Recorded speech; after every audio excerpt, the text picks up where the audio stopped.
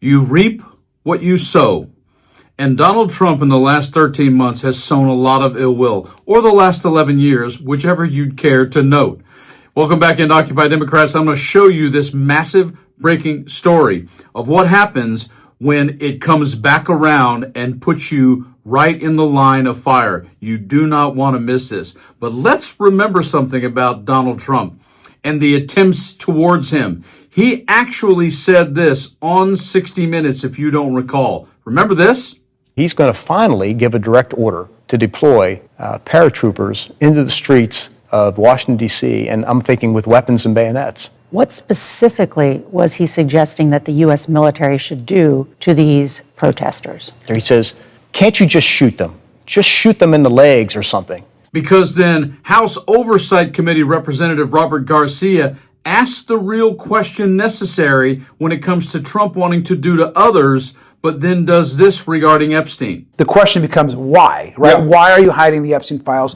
Why did Pam Bondi say, oh, they're on my desk, and then, of course, now trying to hide the actual release? There's got to be a reason there. And Joe Rogan has certainly turned on Trump and also pointed out how much he knows it's a shell game of BS. I mean, they said they released them, but what did they release? No, they're still not all out yet. But what did they release? Yeah. Like, it's weird. The whole thing's weird. It reminds me of that Onion article where they're like, oh, CIA realizes they've been using a black highlighter this entire time. Like, it's like that. It's like, oh, okay, you just blacked out pages. Redacted the shit out of everything. Yeah. Did they release something recently? No, they haven't released anything in a minute. They had that initial release where everything was blacked out, and it was that picture of Winnie the Pooh, which was hilarious. But isn't there talk about some new releases that are happening soon? Have they? It feels like everything's been drowned out by everything else been going on. With like the Somalians and the ICE shooting, it feels like that's completely drowned out.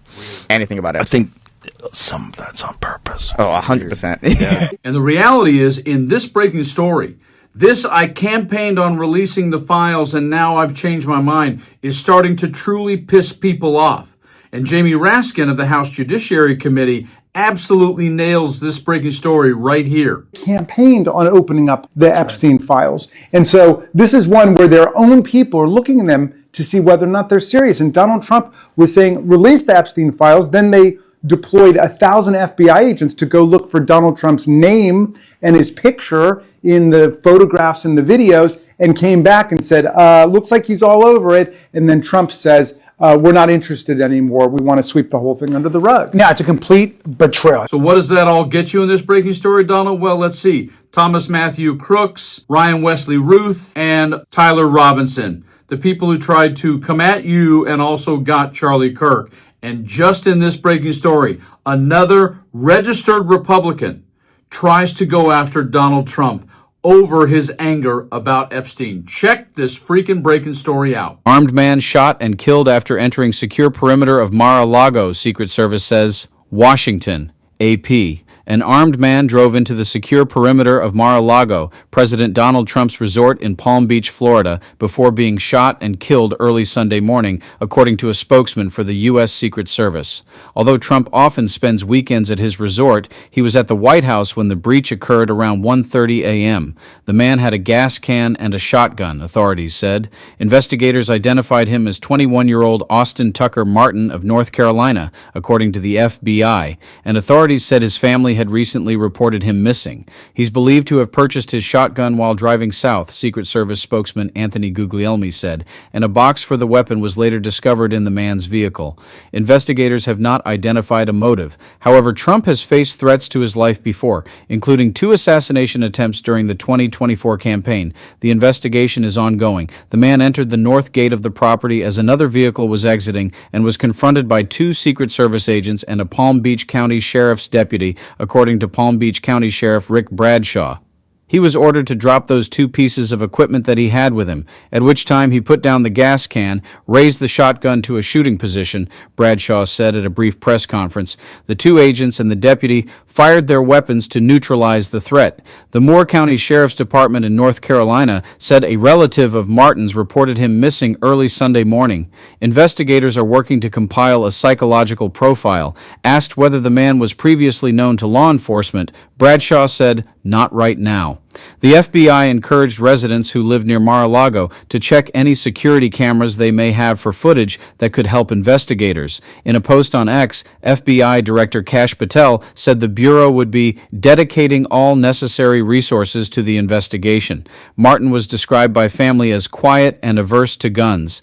On Sunday afternoon, vehicles blocked the entrance to a property listed in public records as an address for Martin at the end of a private road in Cameron, North Carolina. Braden Fields, Martin's cousin, reacted with disbelief. He described Martin as quiet, afraid of guns, and from a family of avid Trump supporters. "He's a good kid," Fields, 19, said. He said they grew up together.